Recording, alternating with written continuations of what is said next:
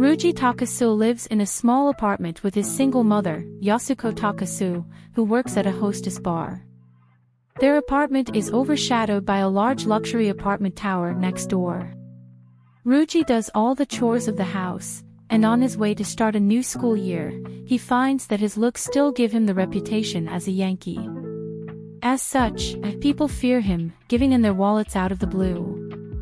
Ruji has a best friend named Yusaku, and Yusaku is good friends with a girl named Minori, whom Ruji likes but finds himself flustered when trying to talk with her. The three of them are in the same class, as is the short, mean-looking girl with the name of Palm Top Tiger. When Tiger runs into Ruji in the hall, everyone expects a fight and is amazed when Tiger punches Ruji out of her way. After school, Ruji is returning to his homeroom from the teacher's room when he finds Tiger trashing the place. He tries to get his bag, but Tiger insists it's her bag. Ruji points out that her bag is on a nearby chair, but Tiger insists. However, Tiger sneezes and loses her grip, realizing she has lost the battle. She leaves with a baka insult. Ruji can't leave the classroom as it is, so he cleans up the place before going home. At home, Ruji discovers a love letter from Tiger to Yusaku, thereby explaining why Tiger was so keen to get his bag. Having placed the love letter in the wrong bag, he's tempted to read the letter but doesn't because there's no letter in the envelope. About 2 in the morning, Ruji is awakened by a noise in the apartment. Since his mother won't be home from her job yet, he decides to check it out and finds the balcony sliding glass door open. Tiger is in a nightgown and armed with a wooden sword. After dodging getting hit for a bit and damaging a door, Tiger is going for a finishing blow until Ruji says that the envelope was empty, after which she collapses. Ruji ends up feeding Tiger, who is apparently very hungry. Ruji is amazed by this and starts to ask about Tiger's parents feeding her, but then remembers that everyone's home situation is different. To try to make peace with Tiger, he shows her a box full of things he's done for the girl he loves, including poems, songs, and more. However, one of the artifacts has the name of the girl Ruji likes, Minori. Since Ruji likes Tiger's best friend, and Tiger likes Ruji's best friend, it would seem an alliance is in order. So, Ruji agrees to listen to whatever Tiger has to say, just not at the moment. This satisfies Tiger, who heads home unworried about her safety because of the sword she carries. Making breakfast later that morning, Ruji gets a screaming phone call from Tiger, and he hangs up right away. She immediately calls back, not happy with being hung up on, but instructs Ruji to go out to his veranda. He does so and is stunned to see Tiger in the new apartment building in a window just across from his apartment. Tiger threatens Ruji but agrees to give him 10 minutes to finish cooking breakfast since she's hungry. He's bringing her some food too. Entering her unlocked apartment, he finds the stench pretty bad.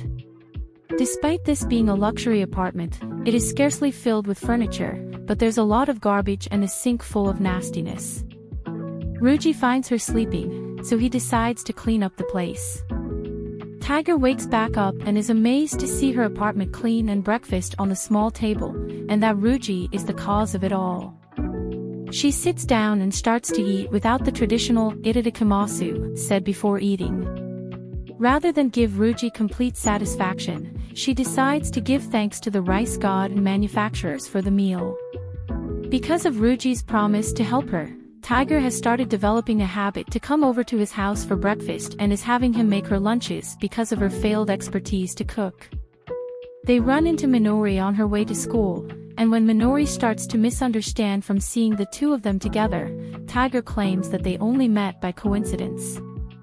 This leads Ruji to realize that in order to succeed with Minori, he'll first have to get Tiger and Yusaku together. Their initial plan takes place during gym class. Ruji and Tiger pair up to toss a basketball around with the goal of Ruji throwing a basketball at Yusaku's partner.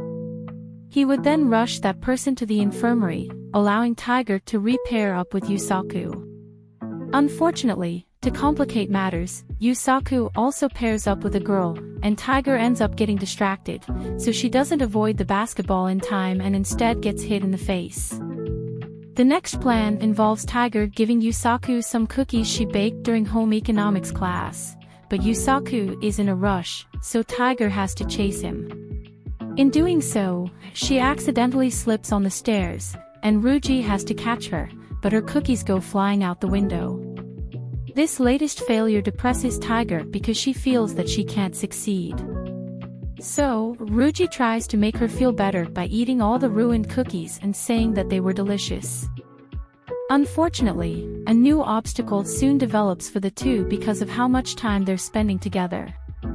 Their classes start to believe that Taiga and Ryuji are a pair and are going out due to the amount of time that they spend together. The rumors quickly spread to Minori, and she takes the two onto the rooftop so that she can formally ask Ryuji to take care of Taiga. To make matters worse, Kitamura is there as well, and he also misunderstands. Both Taiga and Ryuji are heavily heartbroken, and Taiga even apologizes to Ryuji because she feels responsible for the whole situation.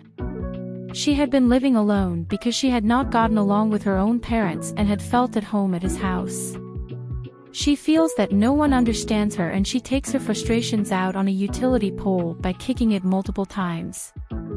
Ryuji joins her, and their kicking eventually causes the pole to slant a little. This small victory causes Taiga to decide that she'll confess her feelings to Kitamura, and she claims that Ryuji can stop being her dog. Along those lines, she declares that starting tomorrow, the two of them will just be classmates who live next door to each other, and she then bids Ryuji farewell, leaving behind her lunchbox. The next day, Taiga doesn't come over for breakfast, and Ryuji sees her at school. She doesn't speak with him. What Taiga does do, though, is raise a huge commotion in the class so that everyone knows that she and Ryuji aren't a couple, and even Minori apologizes to Ryuji for her misunderstanding. Taiga then calls Kitamura outside so that she can confess to him, and Ryuji just so happens to overhear it all because he's in the stairwell. Before she can say that she likes him, Kitamura first asks if Taiga is going out with Ryuji. Taiga responds by denying that she likes Ryuji, but she also admits that she doesn't hate him either, and she notes how he made her delicious fried rice, cheered her up, and stayed with her. It was because Ryuji was with her that she is able to finally confess her feelings to Kitamura. Now, Kitamura, however, misinterprets her confession to mean that she wants to be friends, and that leaves her in shocked silence. After Kitamura is gone, Ryuji reveals himself and asks Taiga what she's going to do. She's ready to go home, so Ryuji offers to make her dinner, but Taiga claims not to want his help anymore. Ryuji, however, feels he can't leave her alone and decides that he's not a dog, he's a dragon. Since old times, dragons have ranked up with tigers, so he'll continue to be by her side as a dragon. All this, including the fact that Ryuji called her by her given name instead of by her family name, shocks Taiga, and the only way she can think of responding is by kicking him. She returns to her normal bossy self and starts ordering him around again, but she's secretly happy and satisfied that he called her Taiga.